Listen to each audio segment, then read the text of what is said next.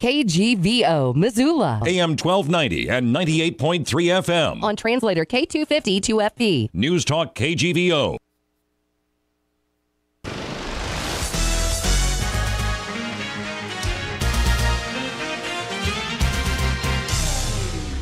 KGVO Missoula, KLYQ Hamilton. Live from our studios, this is Sports Talk Tonight with Scott Guernsey, Riley Corcoran, and Denny Bedard. Call 721-1290. Well, Denny Bedard, it's just like riding a bike. Man, I missed you. I missed you. Oh, I still see you, Denny. Don't act like we're not in touch. It's football season after all. Fine. Dilute the drama here of returning to Sports Talk Tonight. Dang it. Football season is here, so it must be time once again for Sports Talk Tonight. Well, it is. We're really excited about it. We appreciate being invited back. And, formatically, I don't know that a lot of things are going to change from when we did Sports Talk Tonight and make it a little more seasonal deal with a little more emphasis on the Grizz. And one way, of course, we'll do that. He couldn't be here tonight because we threw this last minute at him like... hey, you want to do a radio show with us? Oh, yeah. You're being way too kind on Mr. Corcoran, Denny. I suppose. But Riley Corcoran will be a regular part of this show. But he just couldn't make it tonight. So, well, Denny, why don't you kind of give the folks a format a little bit as to what's going to happen on this show? It's going to be a little different. Yeah, we'll still have guests. It'll still be caller-driven. If you guys have anything you want to phone in and talk about at 721-1290, you're more than welcome to do that. As I mentioned, we will... possibly emphasize Grizzly sports a little bit more, primarily because we've got the three of us working it, and Riley spends an awful lot of time talking to coaches and covering Grizzly sports. So it'll be great to have his expertise in there. Beyond that, we'll still have trivia. We'll still have live guests in the studio. In fact, we're expecting... Now, there's another guy threw this at last minute. No, I won't give him credit for that. I told him, hey, when we go back to Sports Talk Tonight, you got right of first refusal. Do you want to be the very first guest? And he said, yes. You got to sign me up. Sports Information Director Eric Tabor, but he covers Grizzly football practice, so it'll be great when he comes in here in just a few minutes. He said, I'll be scrambling because, practice goes till about 6 o'clock, so he'll be coming in here any minute. So it will be great to have him, and we'll lean on him. We'll start a house band again. We'll do a lot of the things that we did, maybe just a little more emphasis on U of M, but we always take suggestions, too. And we're going to go basically from fall to spring and take the summers off because, darn it, Denny, we deserve it. We're old and lazy. We are. Because it's hot. But, I think that'll be a good fit. Folks, you'll get plenty of us, believe me. Don't worry about that. Well, remember, we are streaming worldwide on newstalkkgvo.com. On the AM side, 1290. Over on the FM side, 98.3. Follow. And 1240 KLYQ Hamilton. Hello, Hamilton. There we go. Yeah. Our southern neighbors. Yeah. Follow us on Twitter at Sports Talk Back. Podcast online at Newstalk KGVO.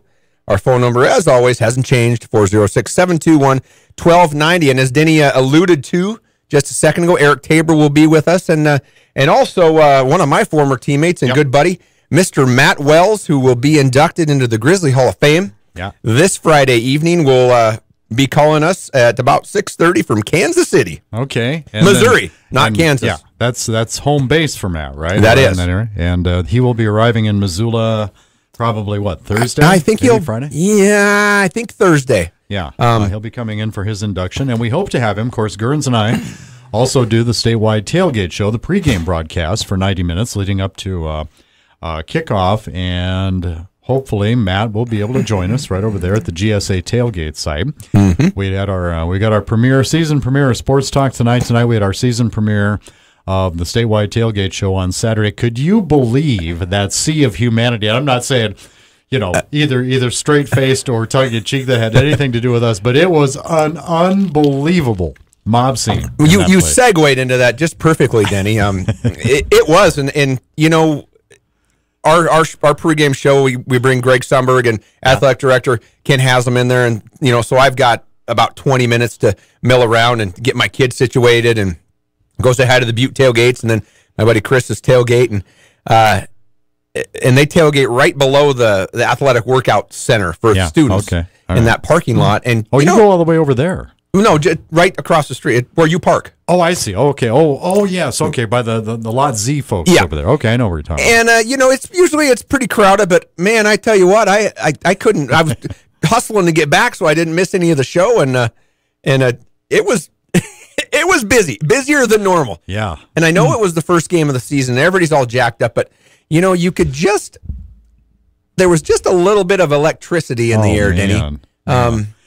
And why wouldn't there be? People took that maroon out business seriously, too. I don't know if you really kind of looked over. We're up on for those who don't know, we're up on about a 3.5 foot riser. And so you can kind of see over the top of that Grizzly Scholarship Association tailgate party. It's supposed to be a maroon out, one of those just in school spirit kind of things, wear your maroon. It was a maroon out game. And you looked out over that riser, and that's what it was. Yeah. And the place was just a mob scene.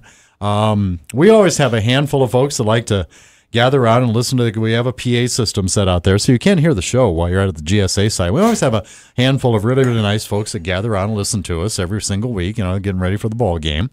And even that bunch, there was a pile of people around the speakers listening to that too. So it was a lot of fun. But to your point, yeah, there was just that that feel in the air that maybe somebody's back in town and going to be a little bit different approach to things. I that maroon looked a whole hell of a lot better than the puke bright yellowish gold that the Gold Rush game over there east. I mean, Gold Rush that game. hurt my eyes almost as much as looking at the field at Eastern with the bright red. I mean, it was like gold, but it was yellow gold. I don't know. I don't know, Denny. Yeah. I don't know what's going on. But speaking of that, I found it interesting that the score of our game was 26-23, and the score of the Bozeman game on Thursday night was 26 to 23. Also, both opponents from the same conference. Just in a different way. They reached their 26 to 23s completely different, but yeah. And almost a complete flop of the games for the Grizz and the Cats as well. Grizz looked like $1 million in the first half and got bogged down in the second. The Cats looked like junk in the first half. In the second half, they actually looked pretty good, and so kind of a role reversal there. But a couple of wins for the Big Sky Conference against the Gateway. And that's good. I think it was just part of the grand strategy. They wanted to keep people in the seats at Washington Grizzly Stadium right till the very end. Well, let's see. We're too far ahead at halftime. We better let. No, I don't know. I think the head coach alluded to this a little bit. Is that they did not adjust well to a team that obviously made some pretty good adjustments during halftime. I imagine they got a pretty good talking to by their head coach at halftime. And they probably, I think by their own admission too, they did not necessarily do a lot of preparation for Northern Iowa's backup quarterback. He was the guy that ended up doing most of the damage. Yeah. Because Montana pretty much rendered their starting quarterback useless in that game. I mean, he just could not get anything going. Well, and when I was a little dinged up or what. But. To be honest with you, I didn't know when the other guy came in the game. Okay. I couldn't tell the difference. I know that the first quarterback was pretty highly regarded. Oh yeah. And he was like 4 of 17 at one point. Could not make had a few drops, but he had happy feedback there. Montana was getting after him pretty good. Yeah. It was kind of funny. In the first half, Montana put pressure on the quarterback, and in the second half, Northern Iowa put the pressure on the quarterback. Yeah. So I would. Northern Iowa, I thought, adjusted a little bit better in the second half than the Grizz did, and obviously by the outcome of the game. But I don't know, man. It's you've got a brand. It's almost like when Bob Stitt took over. You're playing the number 1 ranked team in the nation at your place, and you don't know what's going on. You've changed the offense. You're thinking, this might take a minute to get going, and you come out and you beat the number 1 team in the nation. Same thing. Bobby Houck comes back. You're changing the offense once again. You're changing philosophies, and you've got the number 14th ranked team, 13th ranked team coming in, and don't know what to expect. Might take a minute. You get the win. So. You know what? I was pretty happy, and I guess what I was happy most about was kind of the attitude that I saw on the field, just the hustle, I don't know. Just it seemed like they were played with their hearts more than I've seen in the last couple of years, and that can right a lot of wrongs. Well, and I think the crowd was ready to help catapult them a little bit. I mean, when they came out of that tunnel, they had to be pretty. I know it's like that pretty much all the time, Sure. but when they came out of that tunnel, they had to have been pretty energized, just knowing that wow, head coach is back. The crowd is behind him, and they're letting the world know about it. And boy, it stayed that way pretty much the entire game, except you dang people who cannot get back in your seats to start the third quarter. Boy, they didn't, but they got there eventually. They made it. Yeah, they made it there eventually. I thought it was neat that they welcomed back all the players that had played before with Bobby 2003 through 2009 guys. In fact, I walked down on the field with my son and wife right behind them. And boy, they started chanting the same chants that you do over in the other tunnel. And of course, me being me, I was chanting right along with them. Of course, yeah. It was kind of cool. Good to see those guys, and I know they were excited to be there and having a good time, like a little mini reunion for a lot of them. What else did you take away from the performance on Saturday? What impressed you a lot? Besides overall heart and character and teamwork and all that, anything specific? We have a new quarterback. I thought Dalton Sneed, and by the way, I gave him a, you have people have alter egos and alter ego names. Instead of Dalton Sneed, he is now Roadhouse Sammy. Yeah, you brought that up during the pregame on Saturday. And if you've ever watched Roadhouse, the main character, Patrick Swayze, is Dalton.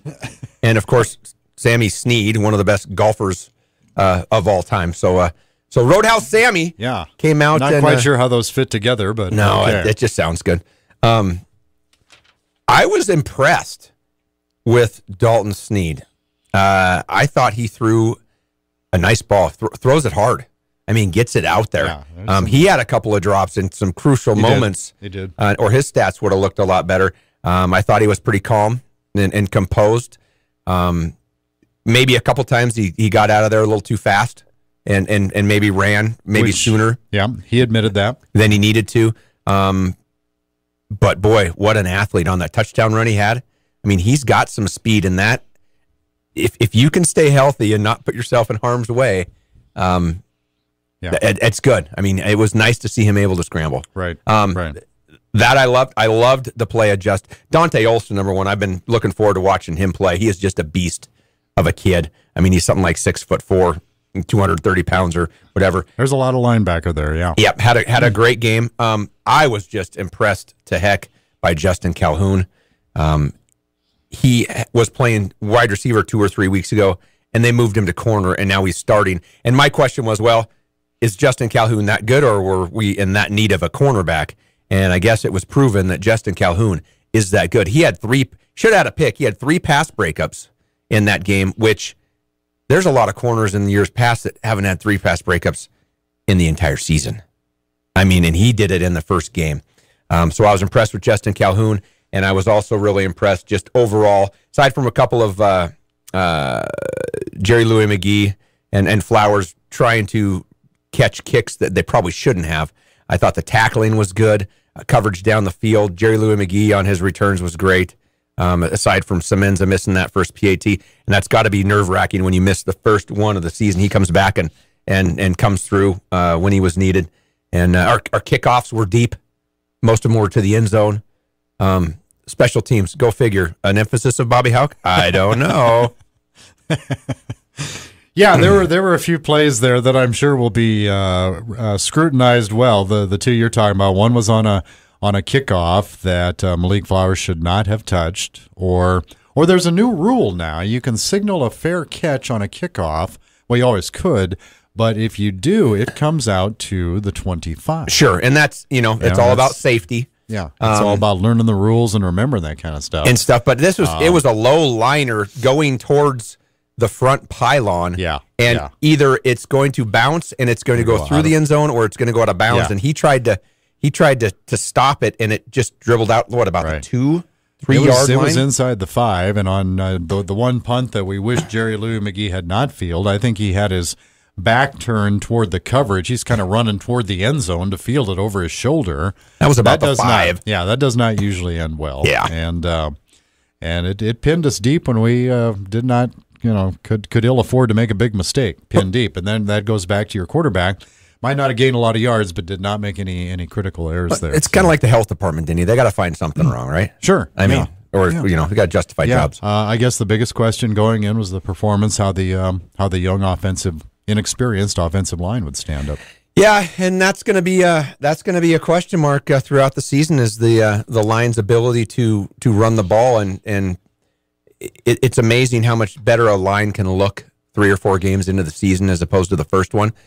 What else I was impressed with, there was not a lot of jumping on the defensive or offensive side of the ball as far as the line. I think we might have had one false start on the line, and Northern Iowa was using double counts and triple counts, and the D line they weren't even budging. I mean, they were on the ball, and it was great. So we will talk more with Eric Tabor about this as soon as he arrives. But now it is time for my favorite, kind of my favorite segment, Trivia. Trivia at 721-1290. If you know the answer, our nice prize package has not changed. We've got a gift card for the Works Car Wash from Happy Days Car Wash. You want the best car wash in town? You go to Happy Days. They are on Brook Street between Fairbridge Inn and Pizza Hut. They also got a dog wash over there if the dog needs a bath. And from Fuddruckers on North Reserve, world's greatest hamburgers. Whatever you order off that menu, you get to top it yourself at Fuddruckers, and we have a $10 gift certificate. If you know our trivia answer, 721-1290. As we mentioned a bit earlier in the show, a former teammate of Scott Guernsey's, receiver Matt Wells, will be honored with entry into the Grizzly Sports Hall of Fame this weekend. Matt's stellar career was punctuated with a 2-touchdown catch performance in the 1995 National Championship win over Marshall. How many catches overall did Matt have in that game? Was it A, 2, B, 5, or C, 8? Matt punctuated his career with that 2-touchdown catch performance, the championship game, the win over Marshall. How many did Matt have for the game? Was it A, 2, B, 5, or C, 8? I need a winner right now, Gerns, at 721-1290. Well, give us a call. We'll make you a winner. Don't be shy. Eric Tabor will be joining us in just a second, live in the studio. We'll talk Grizzly stuff when we come back on Sports Talk Tonight with Gerns, Bedard, and maybe Riley Corcoran. 721-1290. Want to make you a winner.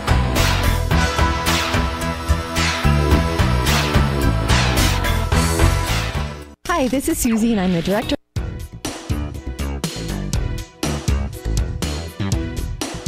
We got a whole lot of Grizz going on. This is Sports Talk Tonight.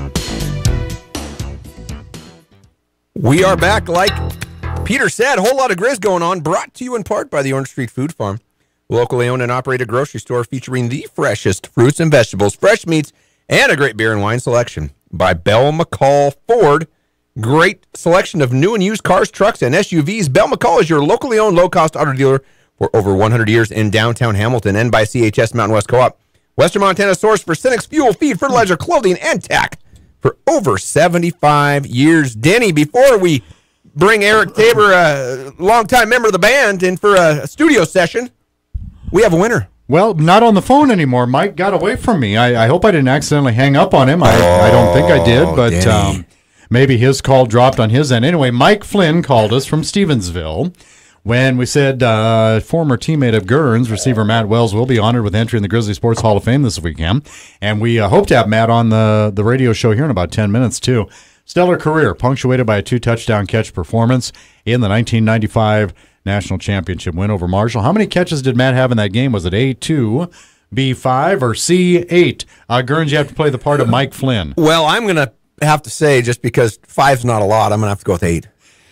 8 catches, 62 yards, touchdowns of 2, and 24 yards. You taught him everything he knows, right? It was a down game for him for catches, so, yeah. I mean, That's right.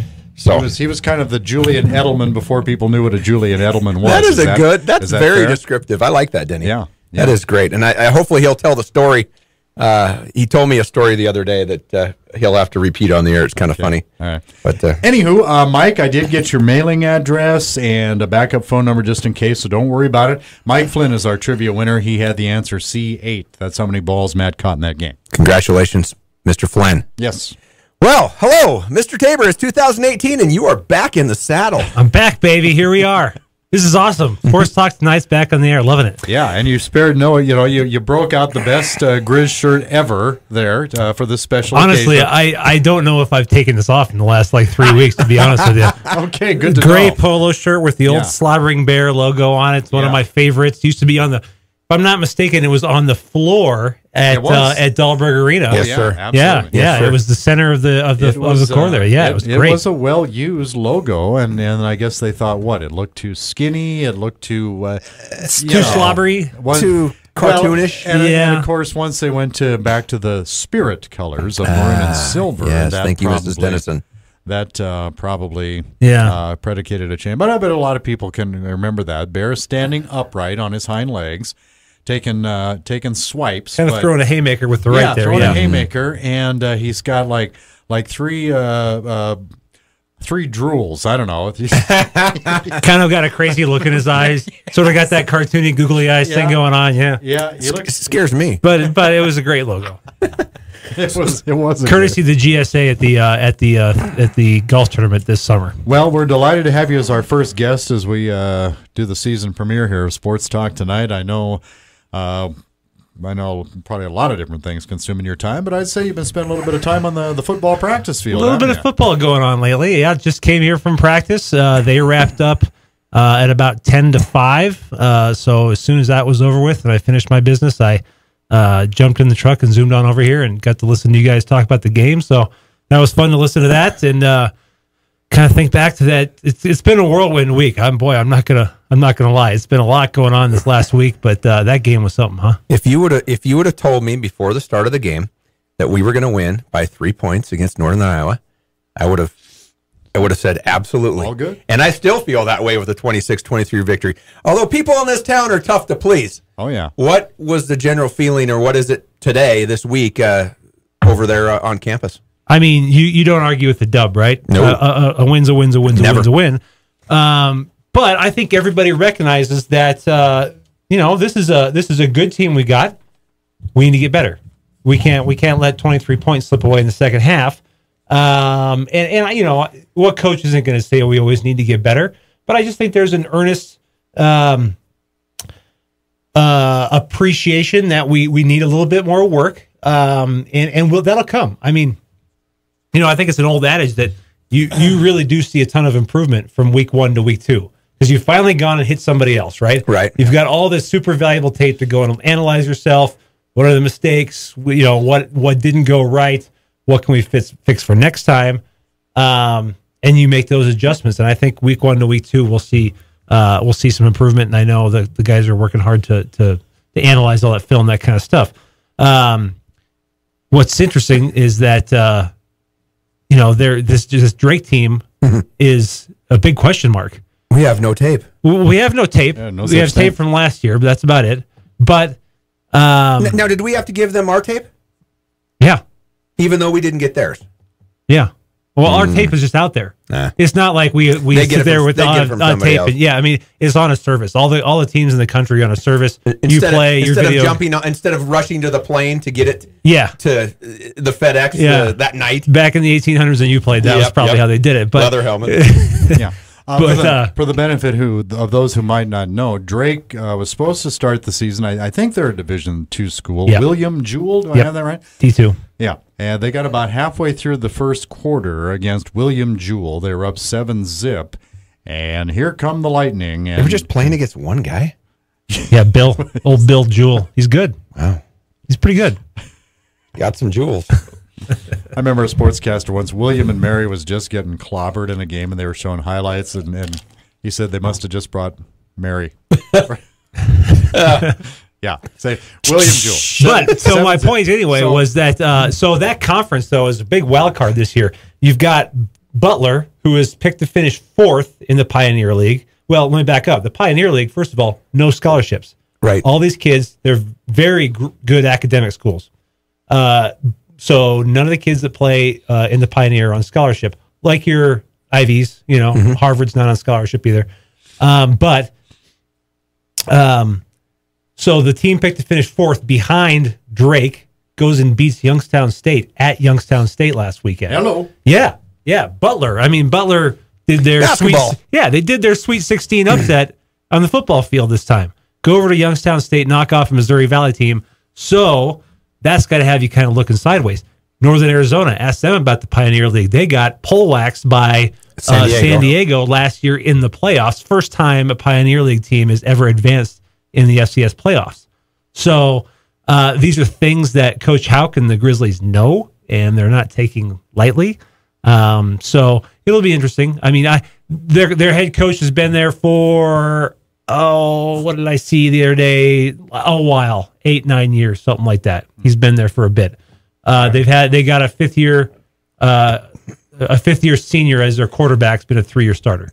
So if they change their stuff drastically, I'd be surprised. They may come out in a few different surprises, a couple different formations here and there might try and catch us off guard. But I think that there's enough of what they are out there to probably take a pretty solid guess. Now, it's a different story when you're Northern Iowa trying to prepare for a Montana team that's got an entirely different staff, because that's when you just no idea what you're going and trying to find, Adams State footage from Coach Rosenbaugh when he was down there and see what they were running. So that's a hard thing that the Panthers had to deal with. You are listening to Sports Talk Tonight with Gerns Bedard and Corcoran when he's here. Eric Tabor in studio. And Eric, just back to the game.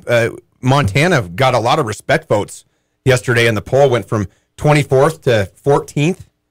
That's a lot of respect votes, and a lot of people in front of us lost too. Right. So that helped quite a bit. But this Northern, and people want to talk about the second half, and oh God, they didn't look very. Northern Iowa is a good program. They've been a good program since I was. We played in playoffs in '93. They're always around the top 10. They're always in the playoffs. They are corn-fed and tough. The lines are always tough. And you talk about our running game and struggles on the O-line. And you got to remember, that might have been one of the best defensive lines we're going to see all year. So after the game, Coach Houck, this is the tradition that probably dates back to your day too, the Q stick. Mm-hmm. Yep. So the coach is Q stick. Sorry, Q stick. Coaches award like a player of the game type guy. They just gets guys who had a really big game. He comes up, straps a piece of tape onto the stick, and then they sing the fight song. Colton Kites, walk-on freshman tackle from Big Sky High School. A very noticeable walk-on. Yeah, he's not a small kid. No, but nonetheless, a walk-on freshman tackle from Big Sky High School. And on the other side, Conlon Beaver, a sophomore tackle, get tasked with, okay, keep this All-American D-end off our quarterback. The kid had 7 tackles in the game, no sacks, no tackles for loss, no nothing. And so I thought our offensive line showed a lot of maturity for what they are. They're a young group, no getting around that. But if you can handle that D-end of theirs, you can handle some guys. I guess about the only area of concern I saw watching them was an inability to get, of course, and this goes to your point about how good that defensive line of Northern Iowa's is, but struggle to get any kind of push for in short yardage situations or running the ball right up the middle. Yeah, I think this isn't a team that's done a lot of rush blocking in the last few years. Guys like Angel Villanueva, those guys that have played a lot of snaps for the Grizz, they haven't done a lot of it, and it'll come. I think that was a big D line. They had a very big D line that they had, not just the All-American guy in the end. But their whole group was really sizable. So, and that's when Coach Houck says the team needs to improve. I think that's what he's talking about. You got to be able to rush the ball. You do, and I like to see it in the air, but that's just me. But you're exactly right. You got to get that 1 yard. Hey, we're going to take a quick break. Matt Wells is on the line. When we come back, we are going to talk to the former All-American, former national champ, and soon to be Montana Hall of Fame. You forgot understudy of Scott Guernsey. Well, there's too many of those to name, Denny. The Sorcerer's Apprentice. So. We will have Matt on the line when we come back. Sports Talk Tonight.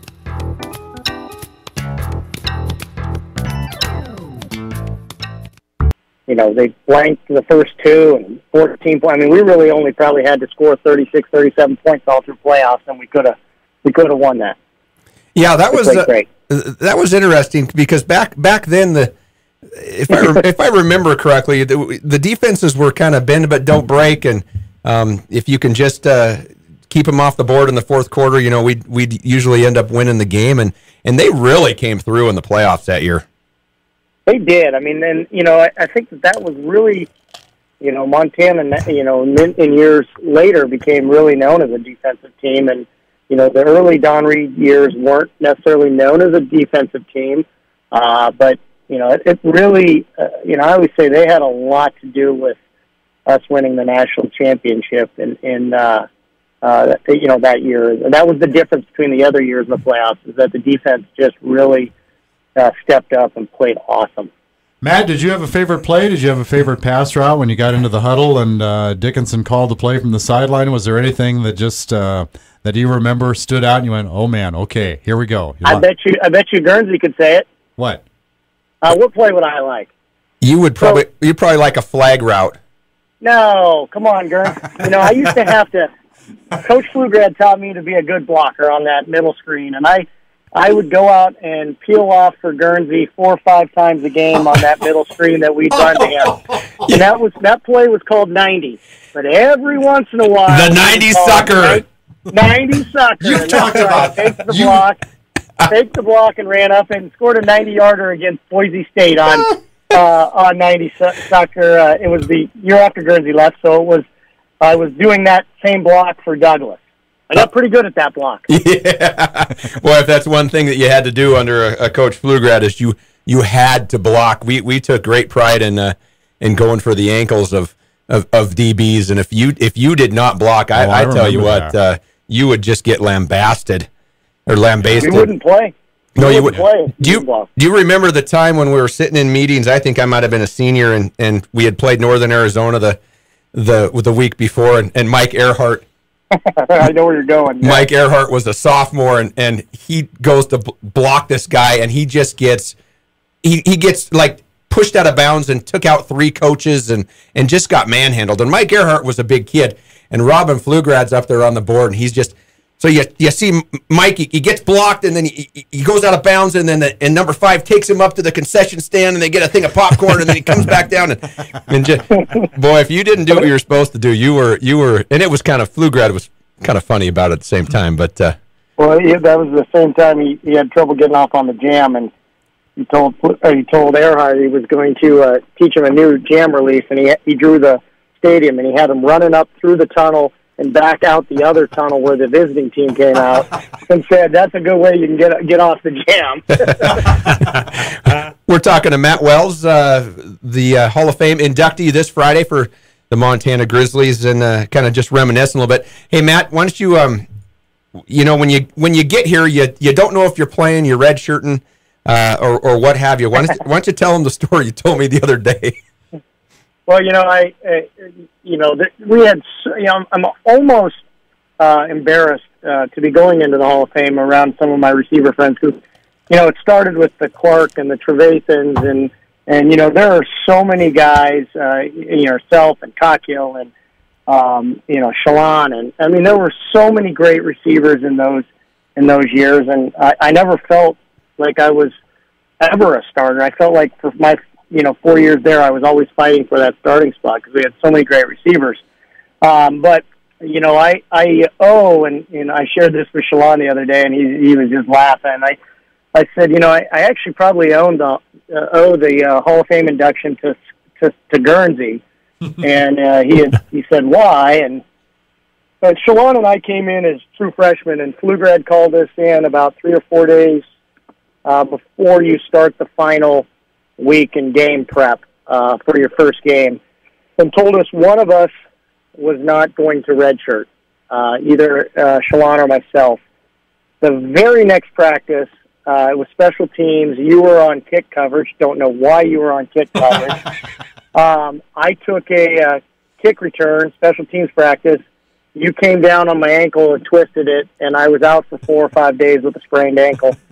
So after the national championship game, I reminded Shalon that I don't know if I would have beat him out, but unfortunately, since he didn't get the red shirt, I was able to be there for the national championship game. And I think that's really what probably got me in, was just the ability to be in that championship game. And and you two didn't get that opportunity.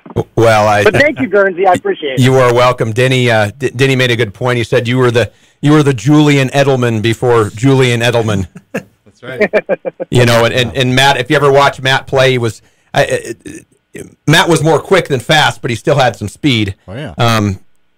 Just was able to find the pockets, the little holes, run the great routes, and was a consummate teammate. Never was a me guy, and just exemplifies what it is to be a Montana Grizzly. Now, Gerns, I got to ask though, man, if you were responsible for Matt getting to the Hall of Fame, I feel like I'm missing out on some kind of payoff here or something like that. Like, come on, man, grease my pockets. We'll talk about that Thursday, Matt. Yeah, I'm sure you will. I'd scratch that paragraph out of the speech, Matt. But other than that, have you given much thought to what you're going to say during your acceptance on Friday night? About a month ago, I said to myself, I am not going to wait till the last minute, and I am going to prepare. Uh-huh. And unfortunately, I'm going to be in my hotel in Jefferson City, Missouri tonight. I have so many rough outlines in my mind, but no, I haven't. I know in general what I want to get across, but in these things, it just.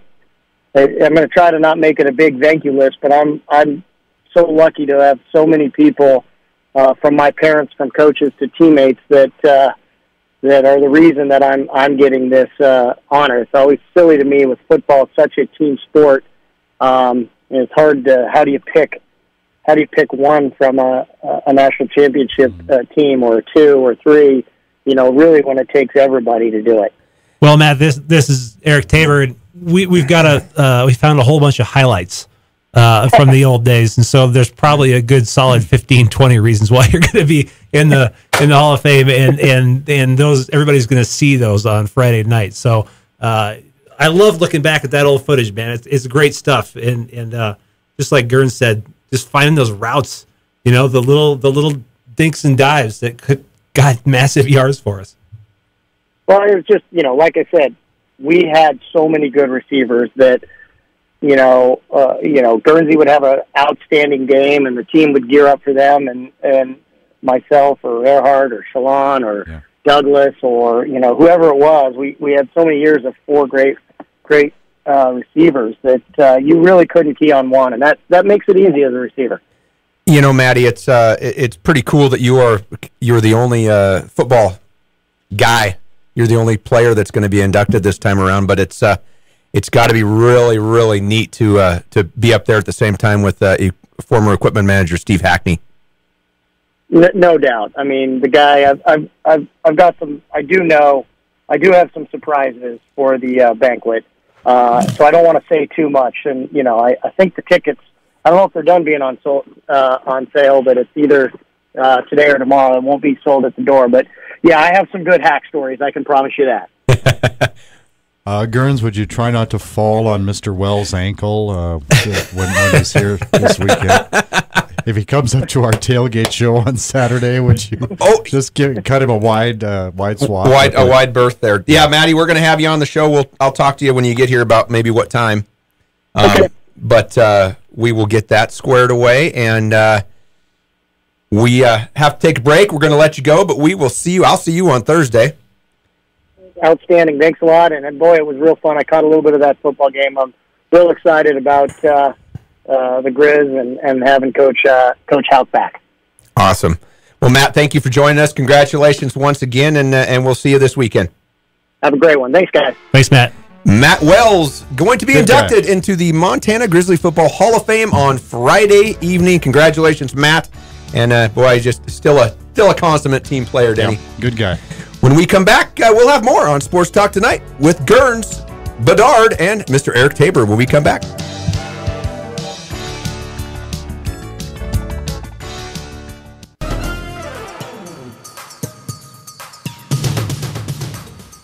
Thanks for going Grizz with us on Sports Talk Tonight. Want to join in? 721-1290. Back to Gerns, Riley, and Denny.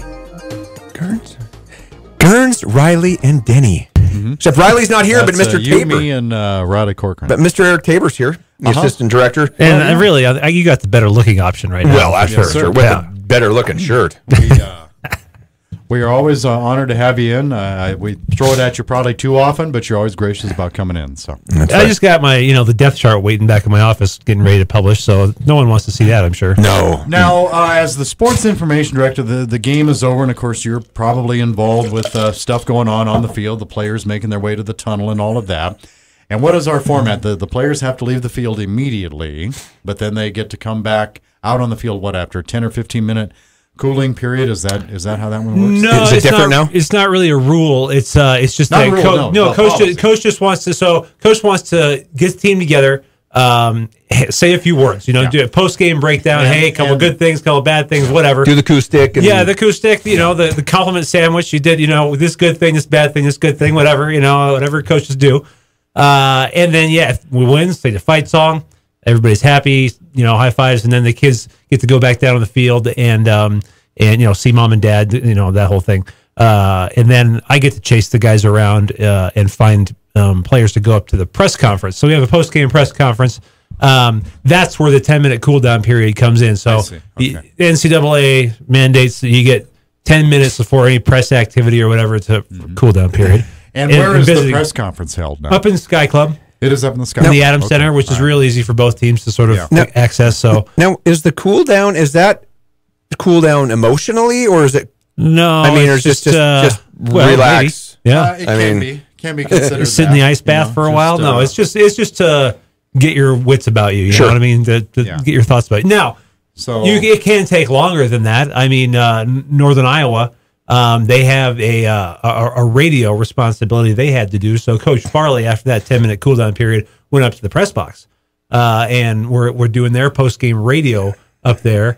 And so usually the visiting team goes to the press conference first, and then home team comes in after that. And that's what they do in the playoffs. That's the NCAA format. So we just follow that. But Farley had to do his radio thing, so it was cool. We just. Coach finished up his talk with the team. He had to go down and do his radio segment real quick, just at the bottom of the tunnel there. Right. And then I grabbed Dante and Dalton Sneed, and we went up and did the press conference. It's pretty simple. The hardest part of the whole thing is walking up to mom and dad and saying, "I'm sorry, I need your kid." This guy upstairs. They're like, "Oh, one more picture." I'm sorry. I feel like a jerk every time, but. Yeah, after that they get to meet up with mom and go have dinner or whatever. So, and in your capacity as SID with the football, and I know they don't call it that anymore. What is the title I'm supposed to use? Communications director. As the Wow. Yeah. Sounds fancier when you say it. Dulcet tones, the communication director. I love the James Bond look you gave me at the same time. Which one, Connery or Roger Moore? I'm not sure. He was shaken, not stirred, though. I could tell. As communications director. Good question. Now, are you in the locker during that post game coaches talk? Do you have to be down there because your next assignment is to? All right, coach, you got to go here to the end of the tunnel. The players have to go out there and all of that. You're pretty much directing this movie now. For the next 30 to 40 minutes, I would imagine. At least. Yeah. Well, it can take a while. So as soon as the final whistle blows, I'm up in the press boxes where I watch the game from, and I'm hammering away on social media, and I'm organizing stats, and I'm making sure things are happening up there. And as soon as the final whistle blows, I generally just haul down to the locker room, and you have to battle the crowds and the whole thing, which I try not to knock any little old ladies over, but sometimes I kind of do. But I go to the locker room and I just listen in on the whatever the coach is saying, and as soon as they break up, I grab the guys I need and knocking people over like bowling pins, like Dalton Sneed. The Costanza thing, knocking the kids and women over. I hope what you didn't hear. I mean, I know it was such a tale of two halves where Montana's ahead 26-0 over Northern Iowa at halftime. It ends up being 26-23, and if Montana had not been able to run out the clock, the Northern Iowa would have at least had a chance to get the ball back. I really question the use of timeouts, and I question the use of the onside kick or lack of, but anything like that. But I hope that when the Montana players went back in, like Gurns pointed out, hey, you beat the number 13 team by 3 points. With all these new faces, both on the coaching side and the player side, you won the game by 3 points. I hope there wasn't a lot of doubt and second guessing and kind of moping that, boy, did we really stink. No, not at all. I mean, and I think, like you guys were saying on the way over here when I was listening, maybe a couple of those series in the second half where we don't have a drop or a penalty or something like that, then that changes the whole entire outlook of the game, Whereas you get that first down pass to Samori with 3 minutes to play or something like that, and then they go into victory formation. That iced it, obviously, but I think there was no concern after the game. Right after the game was all about celebrating, and really, I think, and it should have been. Yeah, exactly. And that's what Sunday and Monday are for. You look at the film, you analyze. Okay, what do we fix out of that? But right after the game, no one wants to do that. Everybody's happy. Everybody's high fiving. We won a game. We beat the 13th team in the country. All-American DN. What's his name? Never heard of him. He didn't show up. Great quarterback didn't show up. That kind of thing. So, it was awesome. I put that little video on social media. The guy singing the fight song, and man, that's just such a sweet feeling when everybody's so happy like that. Sports Talk Tonight brought to you in part by Jerry Wessel's Tire Center. Locally owned Les Schwab Tire Center provides the best tire value promise. Visit them online at jerrywesselstirecenter.com. And by the Peak Health and Wellness. With 3 premier facilities in Missoula and a dedicated staff, they can help you achieve and maintain your health and wellness goals. Another quick break. When we come back, we'll wrap it up right after this on Sports Talk Tonight. The 2018 Garden Party, a fundraiser and a friend raiser for a carousel. And now let's wrap up Sports Talk Tonight on KGVO 98.3 FM and AM 1290, and in Hamilton on 1240 KLYQ.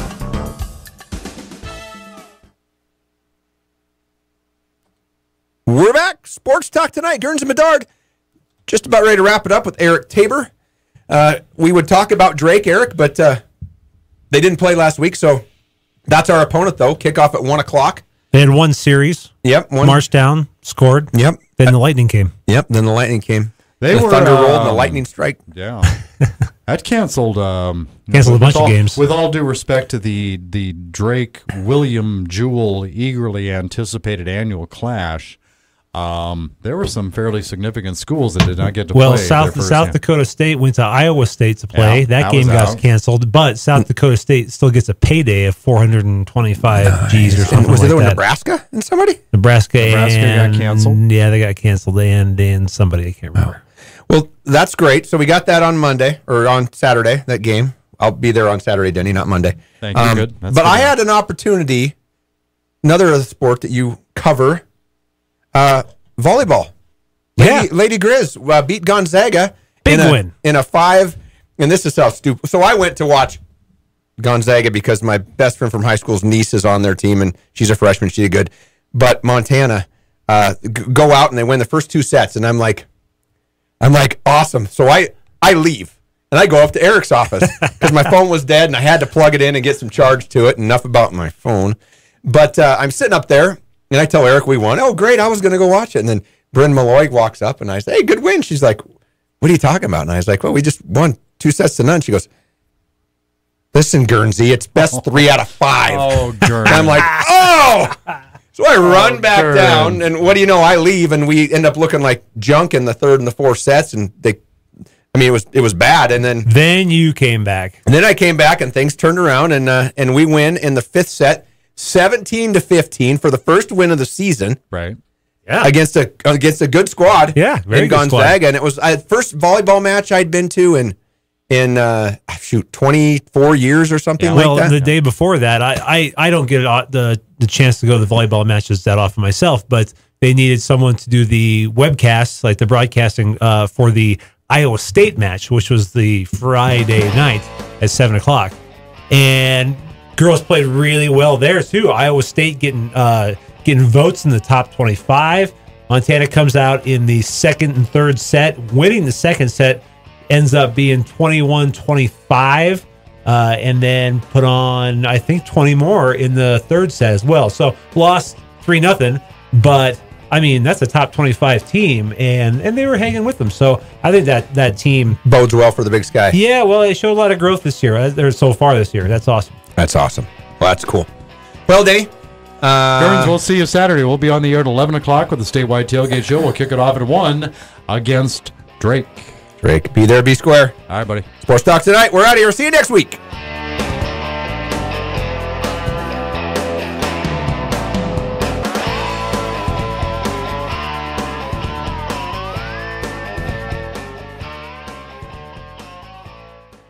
KGVO Missoula, AM 1290.